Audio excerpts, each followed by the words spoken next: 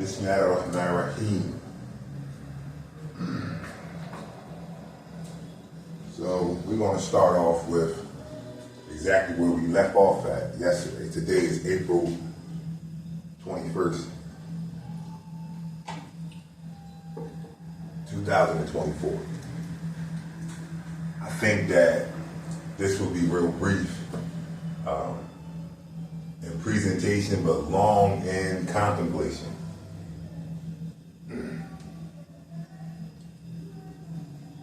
A lot of our problems, or a lot of my problems, come from my inability to tell myself no. Also, one of my problems is that I'm caught in a cycle of saying yes to people profusely when I really want to say no. But that's a whole nother topic and context to get into. Right now, let's just get into a brief discussion on if you say yes, but you really want to say no to yourself. Now, is that something that you even think about?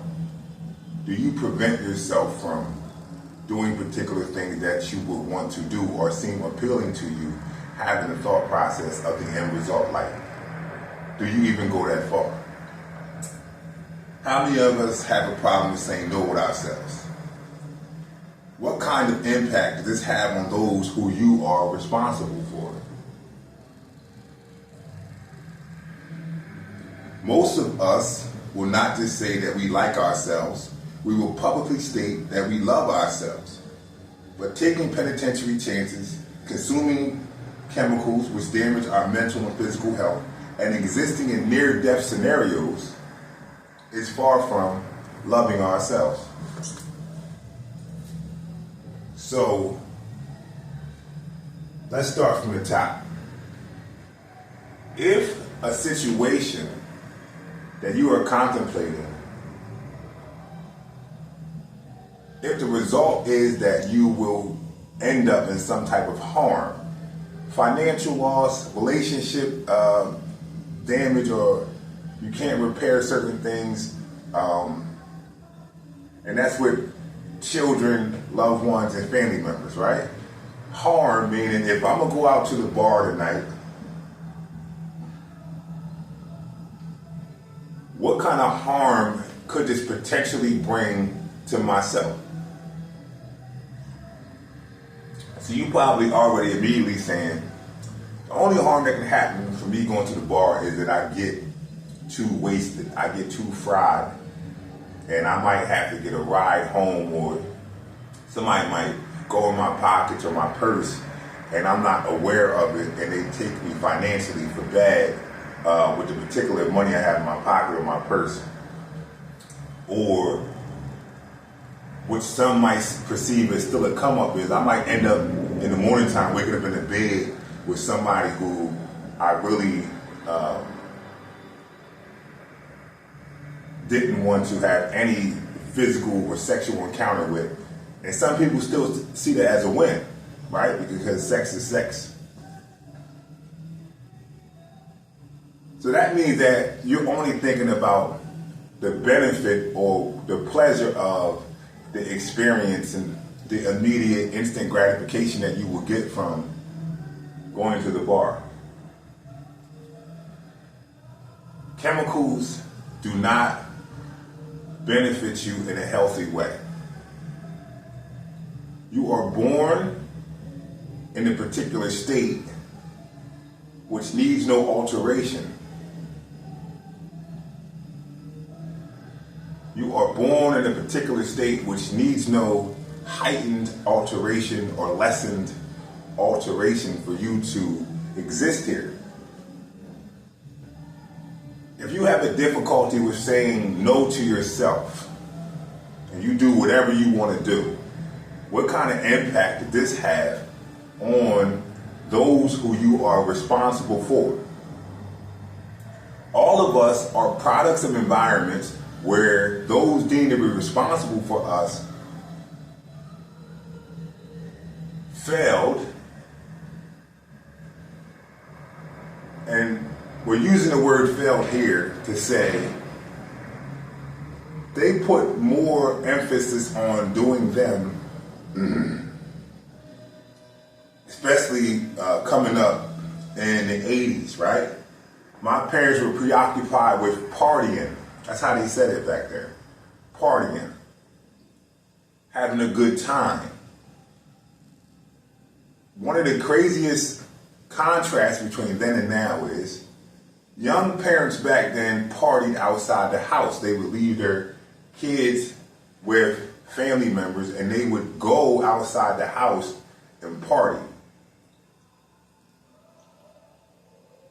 Now, young parents party in the house with their children present. What kind of harm does what kind of harm do you bring to those you are responsible for if you party in your house with your children present?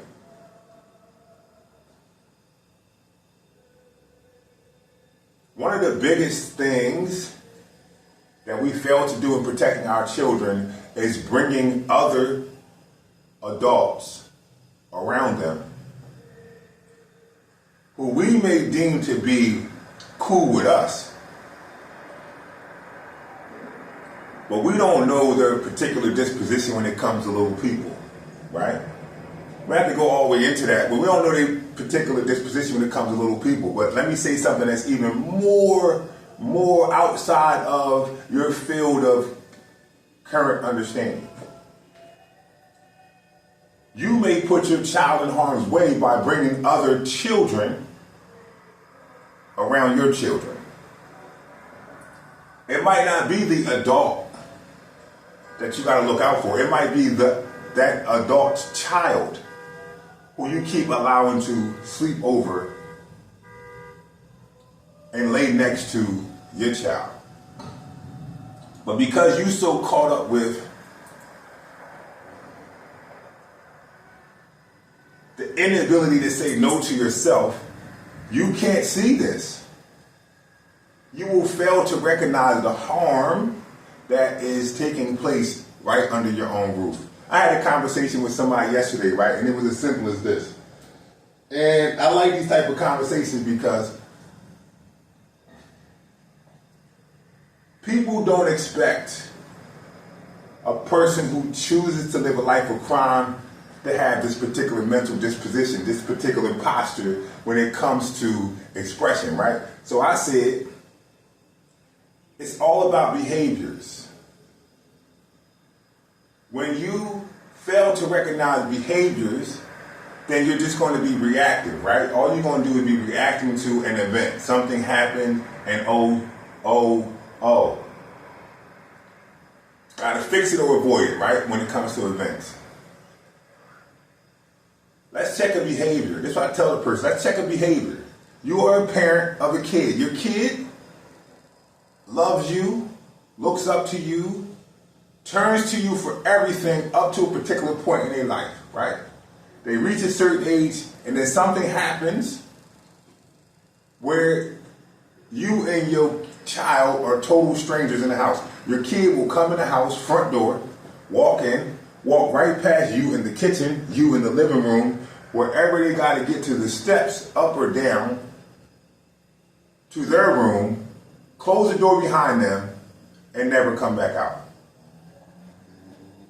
When they leave out of your house, they come up the steps or down the steps, past the living room, past the kitchen, straight out the door, don't even speak to you. Behaviors.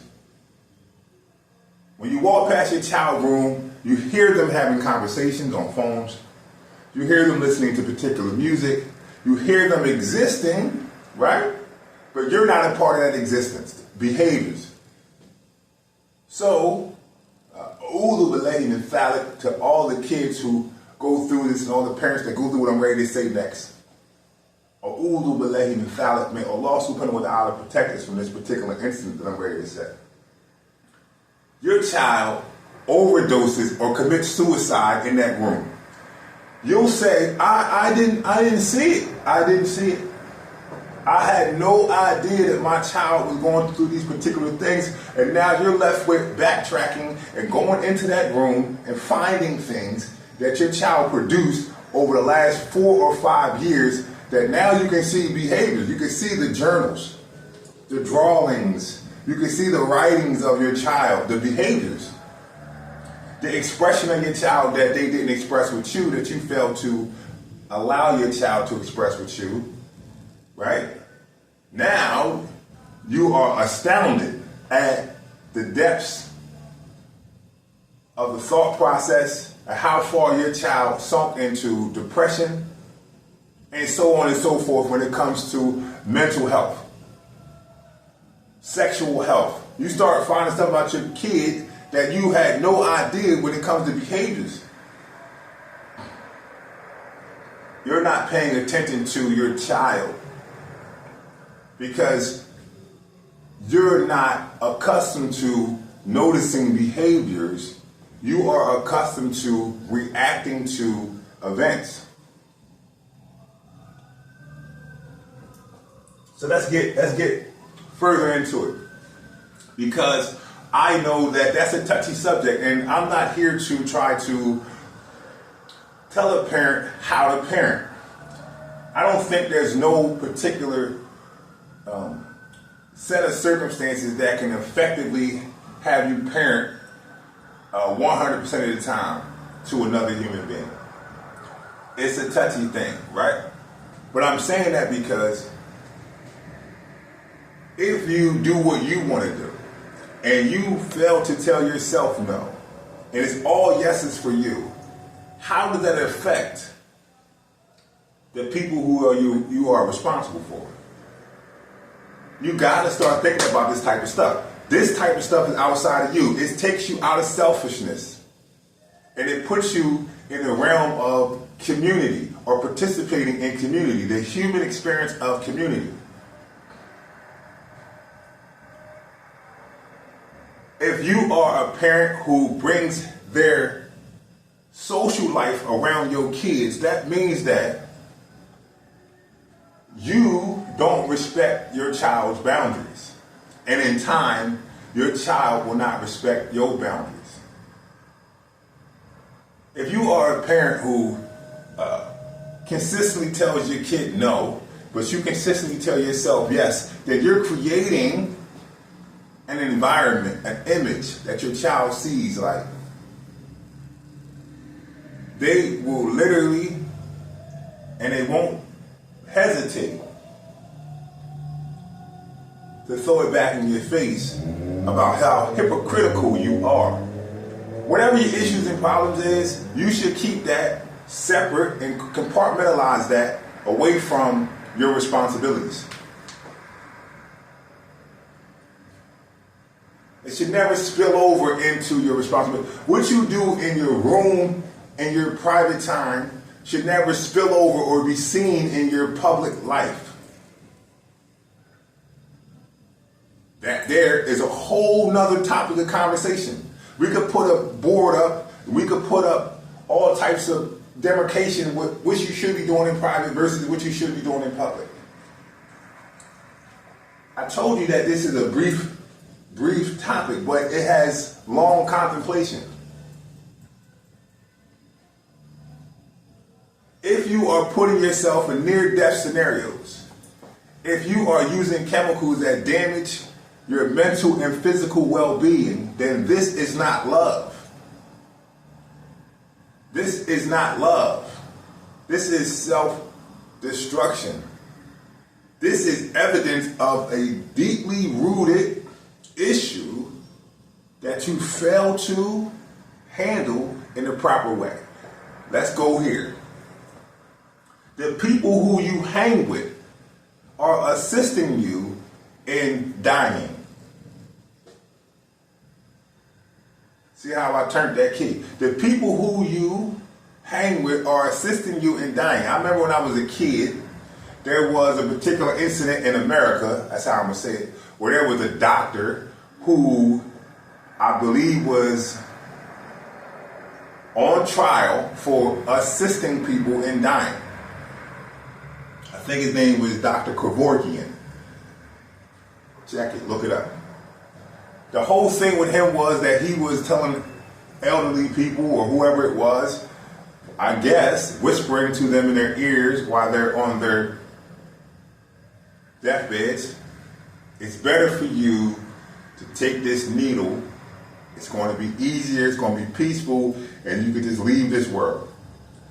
You see how crazy that sounds? Somebody's walking up to you and whispering to you in your ear, hey, I got an easy, simple solution to all of your problems and the pain that you're going through right now. Take this needle and quietly go off into the night. What's the difference between that doctor and the people that you hang around with right now? They're not preventing you or advising you with some type of prevention plan that you should stop harming yourself. They're telling you it's better for you to go out every night and go to parties. It's better for you to do what you want to do. It's better for you to tell people you can't tell me nothing at all. Mind your business. Financially go into ruin, right? Live check to check. Never think for yourself. Have a herd-like mentality and just go off into the night. We go to the old places. Think about this. Allah subhanahu wa ta'ala said in the Quran, do you not see that you live in places that former people used to live in? None of this is new around here. There might be a few new buildings and structures built on top of old buildings and structures. But for the most part, we live in places that a former people used to live in. Some of us still know the stories of those people, and we act like what happened to them is not going to happen to us. Let's bring it in. Come on, let's bring it in. You go to a bar or a club where people have died, OD'd, got shot, stabbed, went to jail, and lost their life or lost pieces and parts of their identity. You dance on that same dance floor. You sit at that same bar on that same stool. The same bartender is serving you that serves them, and you act like what happened to them won't happen to you.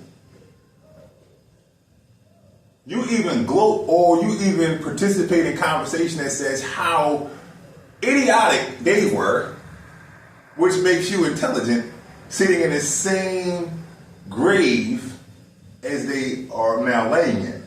You're just sitting up in it. They was idiotic because, or he made this mistake like this because, or she should have did it this way, and then, which insinuates that you are more intelligent than them while you stand in the same grave that they are now laying in.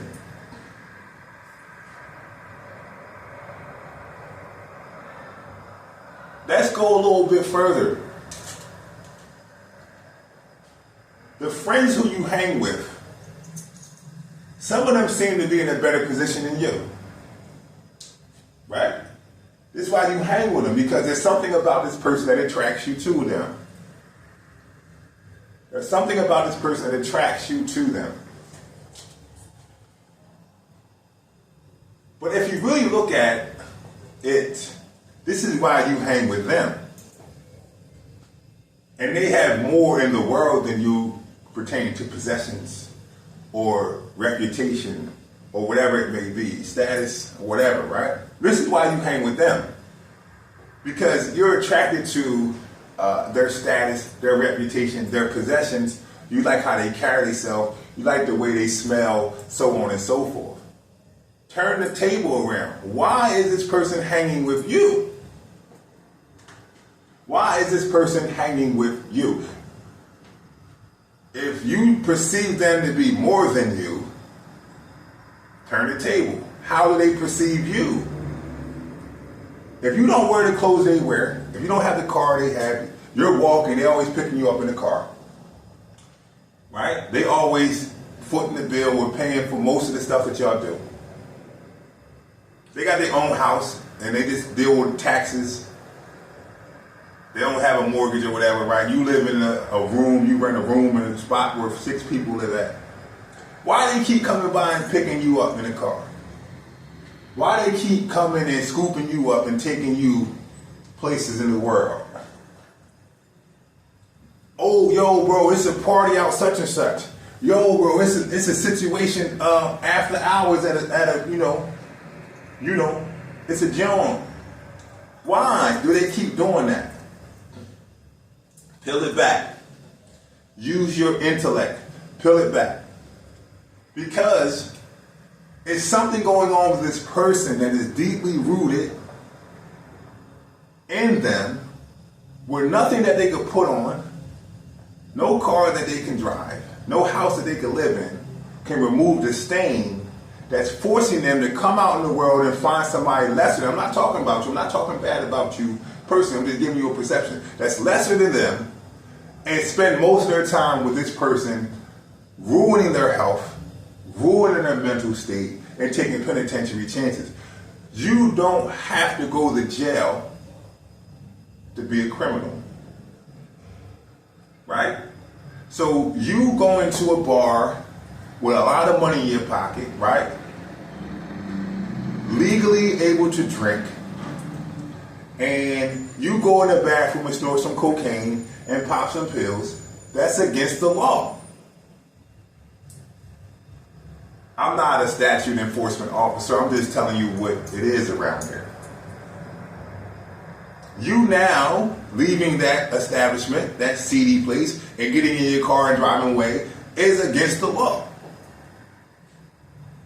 You ending up at another party at somebody's house, participating in more illegal drug use, is against the law.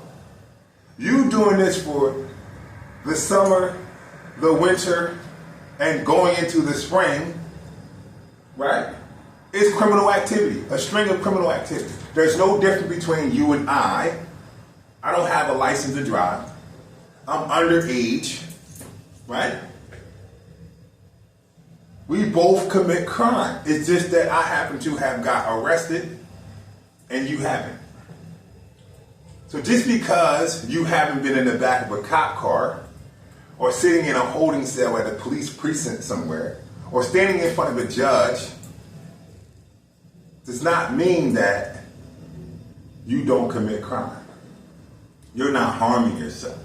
But this is the perception that we have. The person who has all of the attributes of success lays in the mud. And the person that's born in the mud, right, who dreams of getting out of it, right, who stands up in the mud and say, I'm clean because I hang with this person, that person is dirty because they hang with that person. There's no difference when it comes to self-harm. The people who you hang with, look around. They're not advising you to get your spiritual self together, get your mental self together, get your physical self together, the 3 aspects of health. You're not advising them. None of y'all going to say the truth to each other. Each one of yous will keep each other's dirty little secret. And this is how it goes.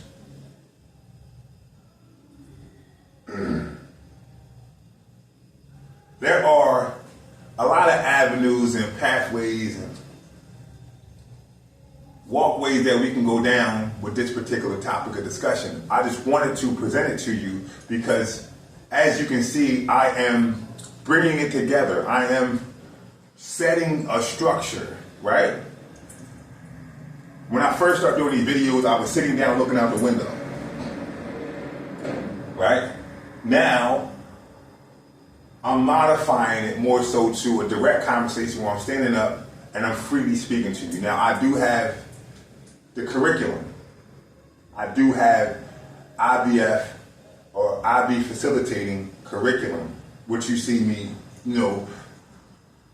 presenting first and then putting it to the side, and I just come off because this is a life experience for me. This is something that I lived so I can just present the topic and then I can freely talk about it. A lot of the stuff that I say is sharp. It's going to cut. But a lot of the stuff that I say is smooth and it's going to be comfortable. The two contrasts depend on the listener. If you take the time out in a few moments in your life and you just listen, it really comes down to you saying to yourself, what is the next thing I want to do? What is the next thing that I want to do? Think about it. Once you come up with that particular event, it should be scrutinized, took apart, critiqued in a way where you say, is this going to be harmful to me?